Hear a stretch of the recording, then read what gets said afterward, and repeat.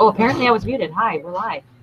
Wow. Hi, everybody. So when you come in here, say hi in the comments. And let's see. All right, cool. So anyways,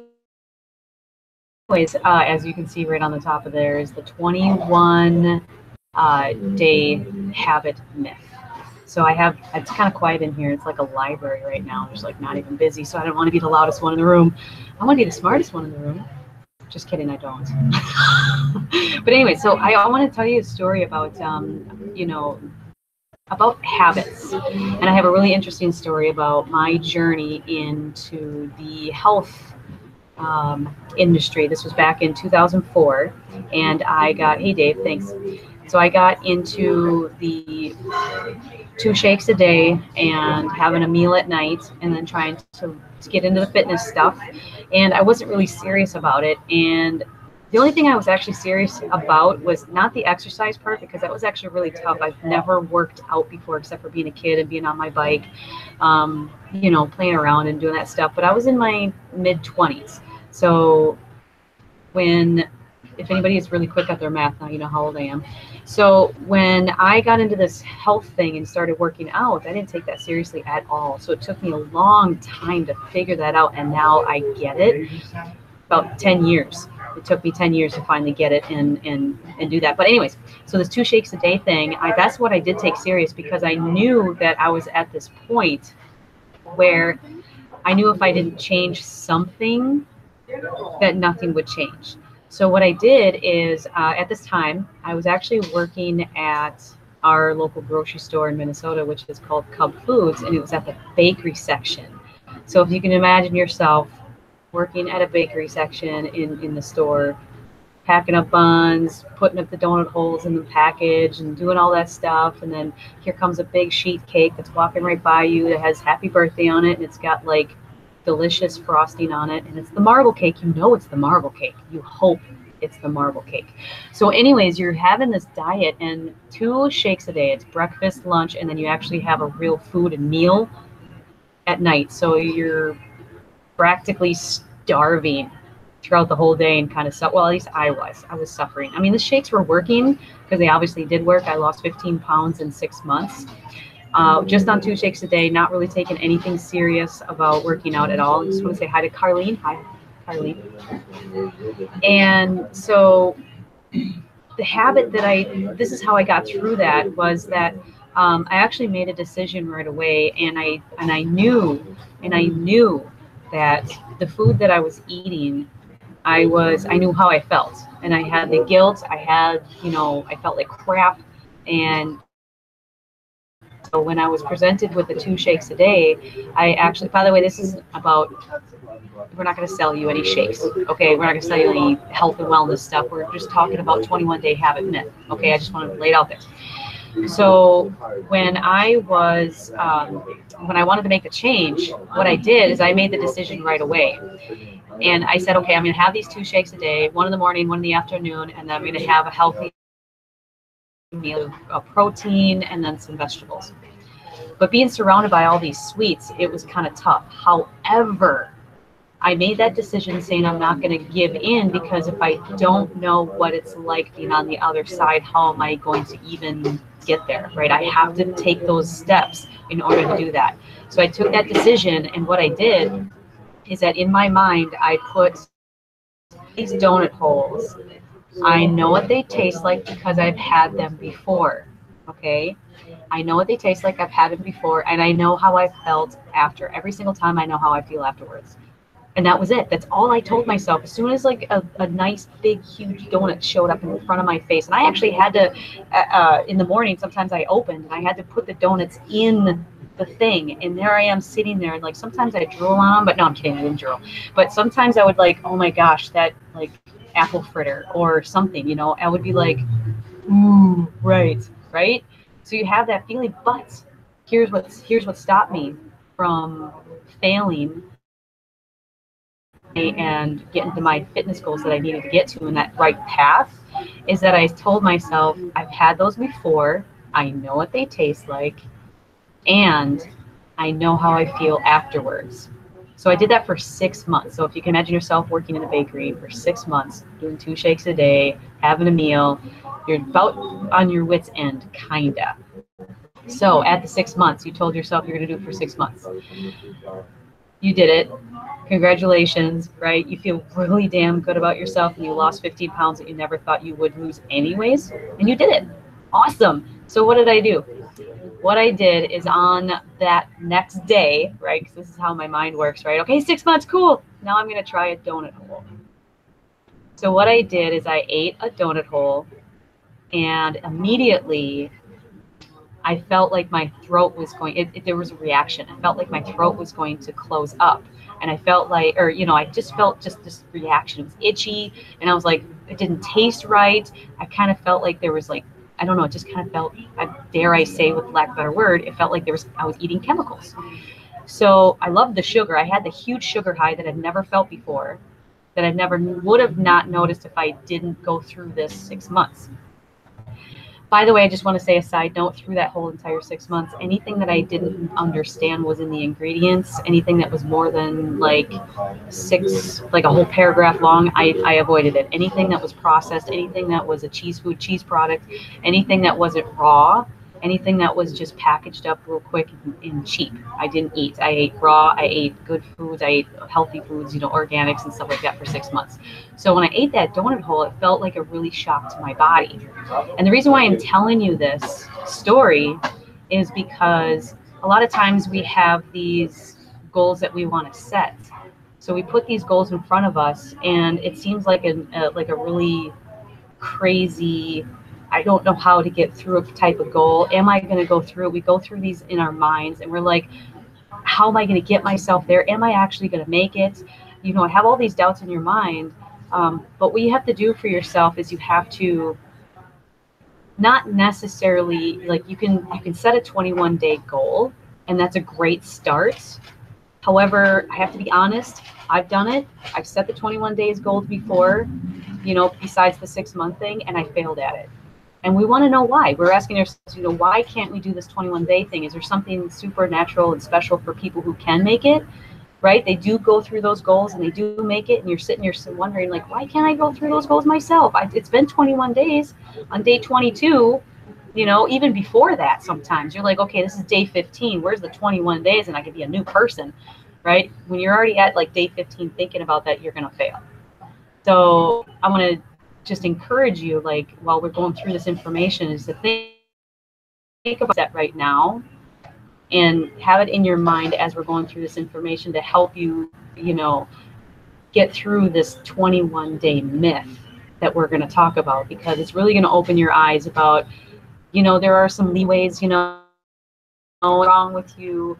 You don't have to be supernatural in order to get a goal completed, no matter how big or how small, as long as you have steps that you want to take, right? The steps that you want to take, these little steps, you know, you can put little goals on that, you know, and achieve that bigger goal, right? So you got to chunk it down. Sometimes that helps. But anyways, so I hope you enjoyed that story. And now I'm going to hand it over to Pops, and he's going to actually go through some information about how this 21 days a myth, and feel free. I know some of you, I want to say hi to Lori. I see that she's here. Feel free, for those of you who are taking notes.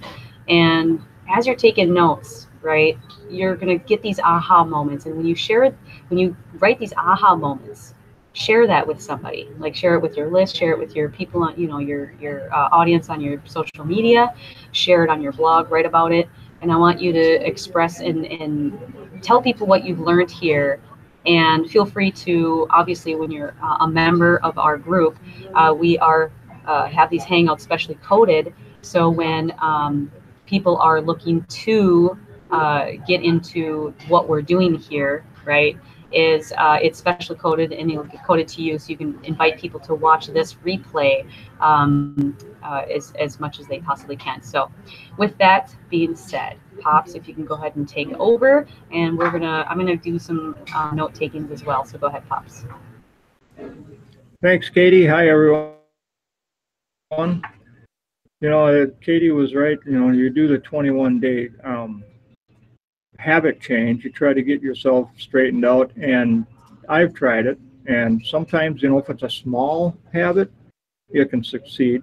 But if it's something really challenging and we fail at it and we beat ourselves up, and we shouldn't do that, first of all, because, you know, we're only human, right? But let me tell you the history of the 21-day challenge and its myths. And to begin with is that the 21-day challenge was written about and spoke about by Maxwell Maltz, who was a plastic surgeon back in the 50s, 40s. And he noticed when he was doing surgery on people and where they were going through their recovery, like an amputee, he would notice that it would take about and some to like notice that the limb is gone. And any plastic surgery on the face, a lot of his patients wouldn't notice that anything was different for at least 21 days. And he wrote about it, and he said, he wrote a book, Psycho-Cybernetics, and you can find that out there. Actually, Dan Kennedy, who's a big marketing guy, he bought the rights to it, and there's a video, an audio segment too that he has out there about Psycho-Cybernetics, and it's really a cool program. But in this Psycho-Cybernetics book that Maxwell Maltz wrote, he said that his patients, he noticed it was at least 21 days and sometimes more. So over time, because this book actually became really popular and it sold like over 50 million copies in less than 10 years, and over other countries it was interpreted, changed in their language.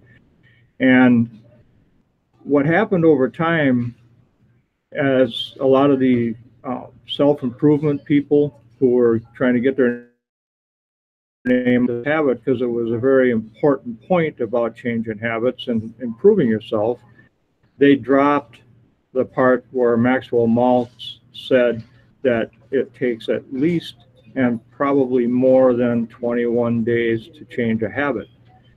And they, who knows, whatever. So even the modern today, they say 21 days, and in their books and in their audios and when they're teaching it, it's still. And why this hasn't gotten out, because there was a study done in London. Actually, it was done by a lady, a doctor in a cancer research area, and I got notes here because there's a lot of stuff going on with this. She said, excuse me, I know it's flipping, Dr. Philippa Lally and her team at the Cancer Research UK Health Behaviour Research Centre, based at the University College in London, found that it really takes an average, now this is an average, of 66 days to change a habit, okay? And they did a test with 98 people, where actually 82 of them participated, and they were given things as like drinking a glass of water in the morning, eating a fruit in the morning, and exercising, walking, taking a walk, or doing some sort of exercise for 10 to 20 minutes a day. And at the end of this research, this was a self-reporting thing, so they asked the people how they did. And out of all of them, they were able to get 39 of them to be consistent with the research and to be able to make it real. And this has been published. And they were upwards from 17 days, like for a glass of water, that was pretty easy, right? Or up to 256 days in order to change a habit that was a little harder to change. And this it was in 2008 and 2009, it was why it hasn't been changed, who knows? But this is pretty important to understand, because as Katie was saying, if you fail at it, we tend to beat ourselves up a little bit and call ourselves failures, but in reality, it just wasn't long enough. And I have said before when I spoke in our Saturday group that even if you go 21 days, you should go beyond that, because I've experienced where I have failed in 21 days, and I kept going, and it just eventually got to it. And what the study showed was that it had to be when the 39 people, they had to have that new habit where they changed. It had to be done unconsciously. So your new habit won't really be valid unless you're doing it unconsciously. Habits we don't like, right? We don't know that we're doing them until we catch ourselves. And most of the time, we don't catch ourselves because we're so busy in our daily lives and talking with people, and we notice other people doing habits as well. And we go, wow, that's kind of weird. But it's a habit that we don't know because we've gotten it as we grow up. Like by 7 years old, we have some ingrained habits that are not going to go away unless we realize them. And over time, of course, again, it becomes familiar. And changing a habit that has been going on for so long is going to, you just don't know it. You don't know it's a habit unless you really try to change yourself, and then you realize that this habit is not serving you because it may be blocking you from moving forward. Especially a lot of people are and in this industry, it's all about change because we have to develop new habits. We can't just be grouchy, for instance, or we just try to improve ourselves. And that this space is probably the most important space. The internet marketing space in this industry is where people want to change because you have to be appealing to your prospects, customers, or whatever it is you're trying to attract. And if you have a weird habit, or if you're like kind of grouchy or something because of a feeling that pops up, you can't have that. So salesmen and executives, they are always working on themselves, as are we. And I came across this, a friend of mine, Adam Mortimer. He was in London and he was giving a speech in front of a bunch of people out there.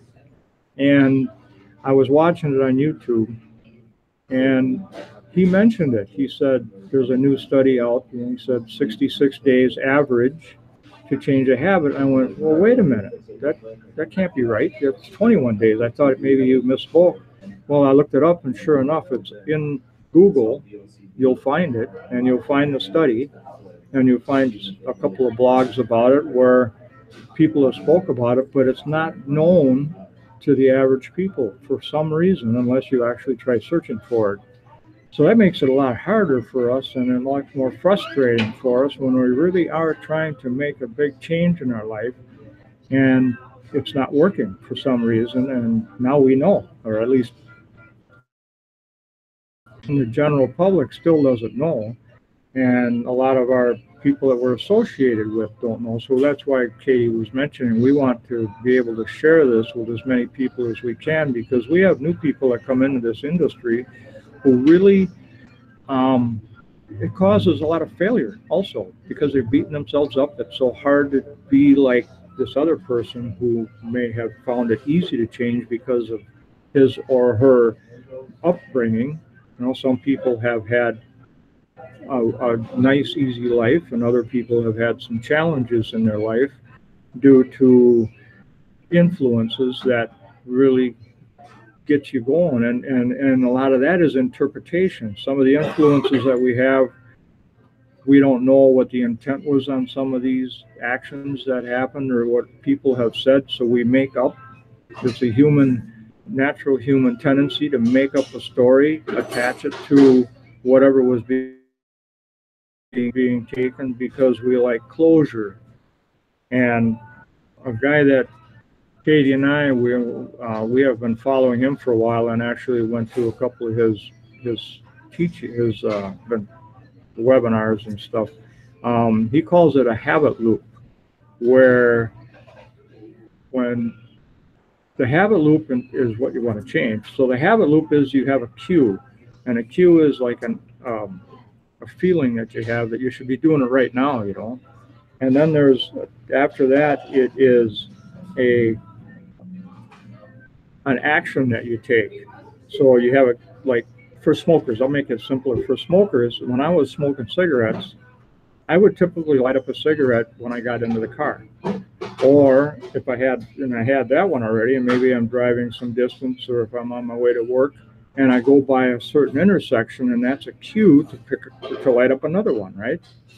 And so the cue is the intersection or getting in my car, and the action is firing up that smoke. And then the satisfaction is the third, or the reward.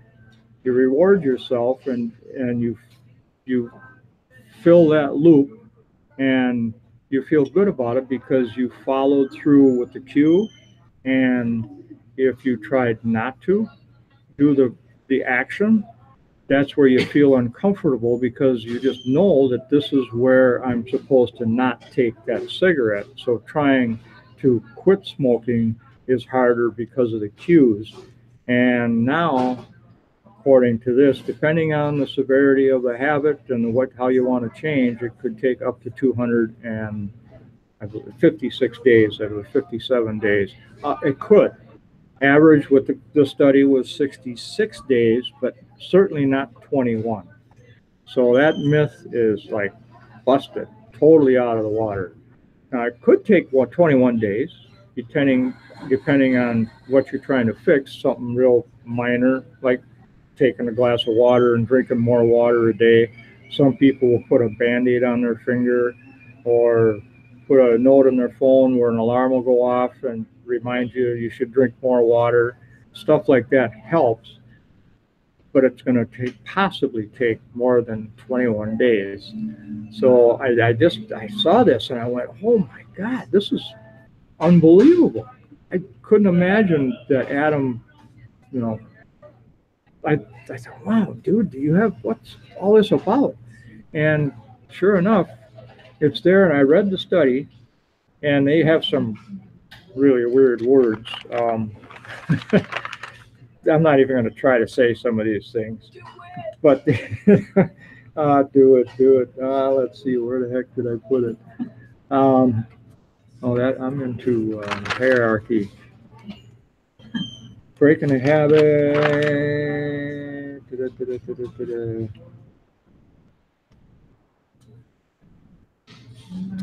Well, if you don't mind me saying. Yeah, go ahead. Okay. So what I was going to say is I was going to go ahead and put this in a business filter of what Pops was talking about, because I was asking my questions, like, why do we see the 21 days to change a habit out in the marketplace? I think it's because, we as humans naturally like instant gratification. So being a marketer, knowing that to attract the right, not the right, but attract people to either buy their stuff or opt in their list or something like that. When we're talking about breaking a habit, people will say, oh, it's only 21 days to break a habit. So people want to opt in or get that stuff in order to help them change. But here's what's the problem is that that actually sets them up for, it doesn't help them out, because as what Pops was going over, we obviously, just by science and just by going over that information, what Pops was going over 21 days, it could take less, it could take more, it depends on the person and how their confidence, how are their ability, their learning curve, all of that is taking an effect for that 21-day habit. I mean, people can have that decision, right? Just like what Pops was saying about smoking, I'm going to say with Dave, actually, is that he says it didn't take him 15 years to quit smoking. It took him just a decision to quit smoking. He didn't have to kick the habit. He just decided to quit. So that's something that's easy for him to do, but it's that decision. So it's knowing the steps, knowing what to do, and it could actually take sooner, or if it takes a little bit longer to establish a habit. For instance, I've been setting an alarm on my phone to remind myself to do a little prayer in the morning. And it took me a while because it was something new. It took me a while before I realized that it's a habit. I can't tell you how long it took because I didn't have that in my mind. I didn't say, okay, it's going to take 21 habits. If I don't have that, I'm going to be upset or something's wrong with me.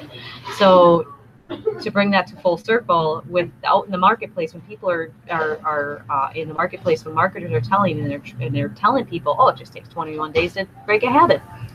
That really just doesn't really set people up for success. It really doesn't, because it just doesn't. It could lead to, like, okay, to someone saying, like I said in the very beginning, like, okay, what's wrong with me? Or maybe it, like, like in depression, like, okay, maybe I can't do this. And they go back to what they were doing, like, and get, into their whatever they were doing, and they were stuck before, and now they're even more stuck and they're more depressed. And then, all this other stuff happens. So my encouragement to you is it's not like nobody's doing anything wrong. It's just that it's got away from that. It got away from, it takes about 21 days or something, and now it's 66, and we got all this information that now that you're out there, if you catch that, or if you catch yourself saying that you actually know now, and you can set people up for a better success. So, pops. Yeah, it's I found my note here. The words anyway, they used words such as the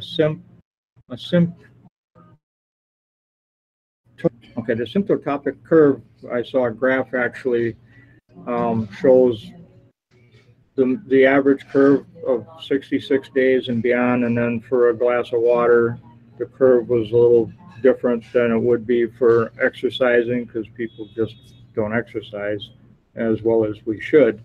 And that is a range of, like I said, 18 to 256 days.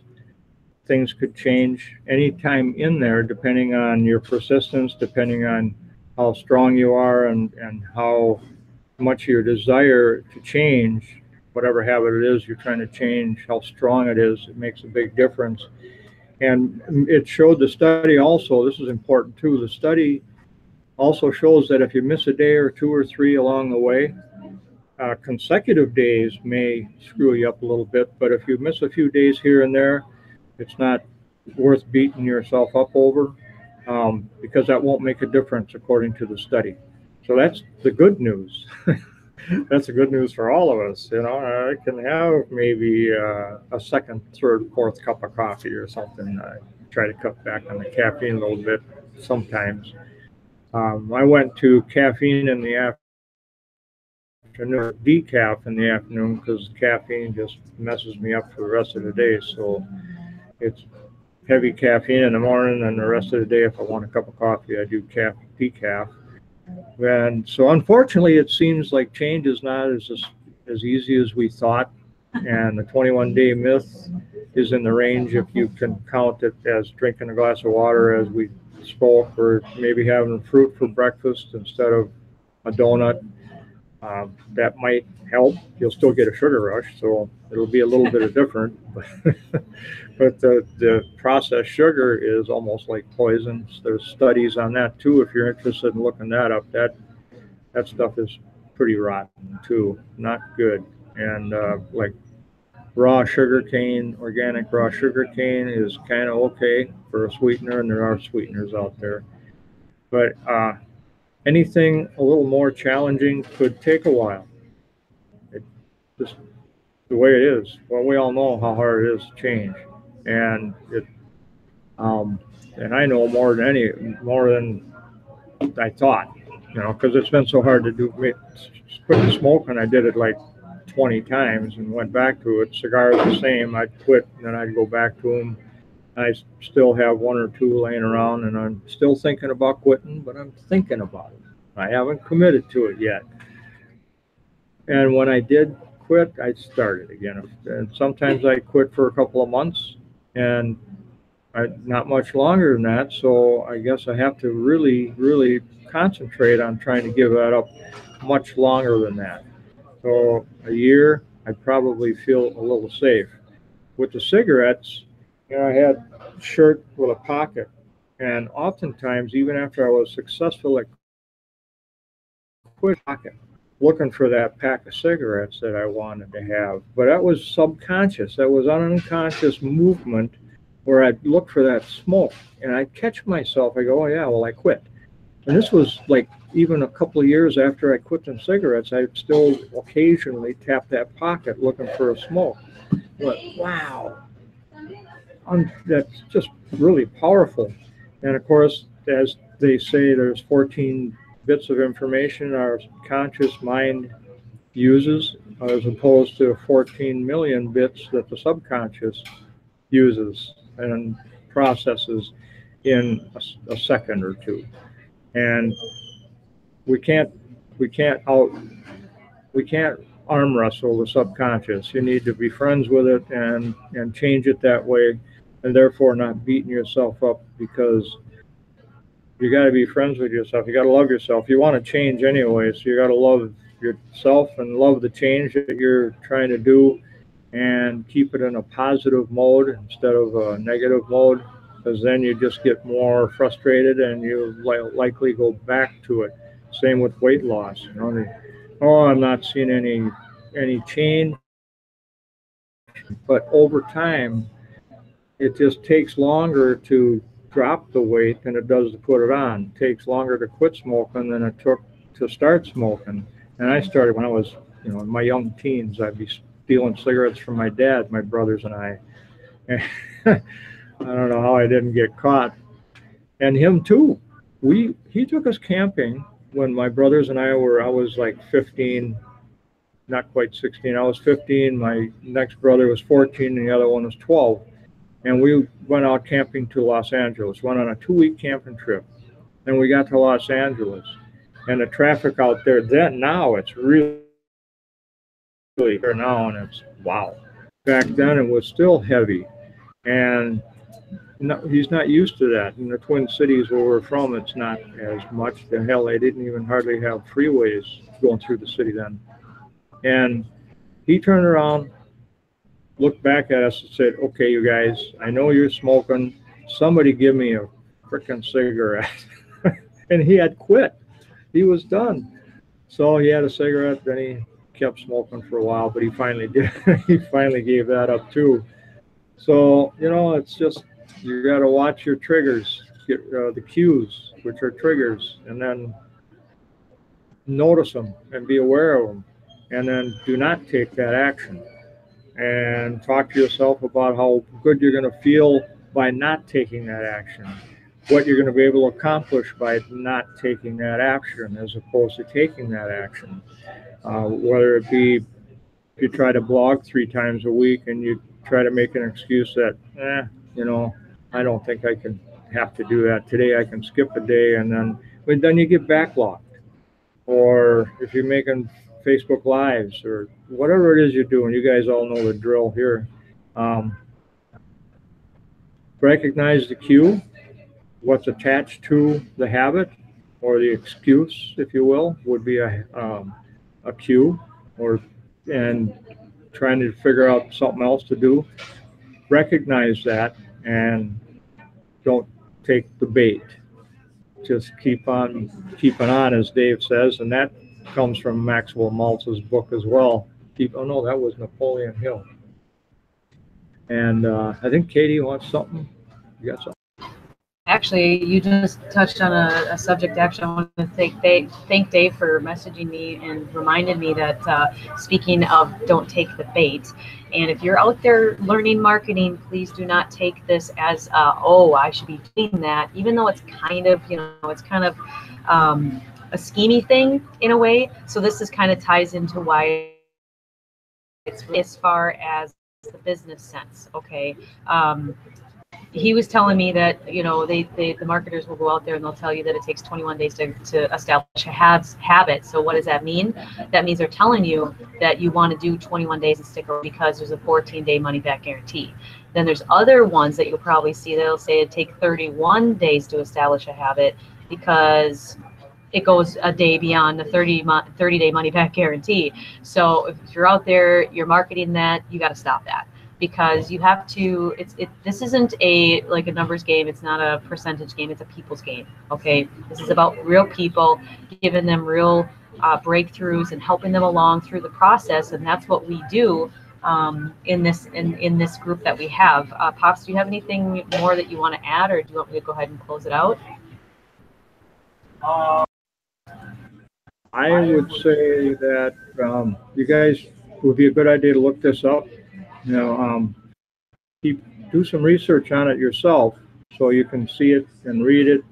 You know, your subconscious can grab a hold of it, and that's serious. I'm serious about that. You know, work with your subconscious, and that's where the change has to take place anyway. So the cues will go away, and just keep positive affirmations and put something on if you have a vision board, put something on there, or plaster that I no longer do this, I do this instead.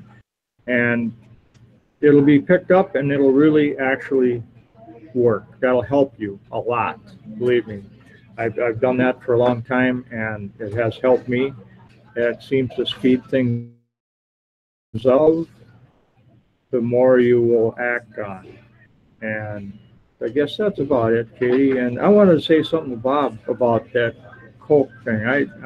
I gave up pop a long time ago, or soda, and I did try it once, and boy, it was terrible.